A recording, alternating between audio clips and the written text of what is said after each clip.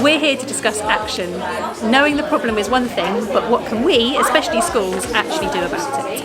Burn your biographies, rewrite your history, light up your wildest dreams, museum victories. Every day we wanted everything, Mama said, don't give up, it's a little complicated, all tied up, no more love, and I'd hate to see.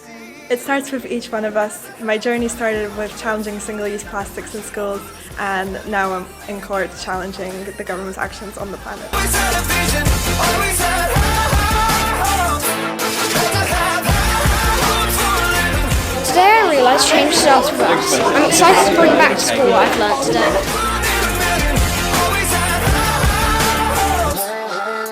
Mama said, something for oddities, stranger kisses. Ain't ever wanna be the winning the novelties that don't ever change. We wanted everything. My favourite part about the day is getting to greet everyone to Windsor Olympus Academy and getting to learn about sustainability.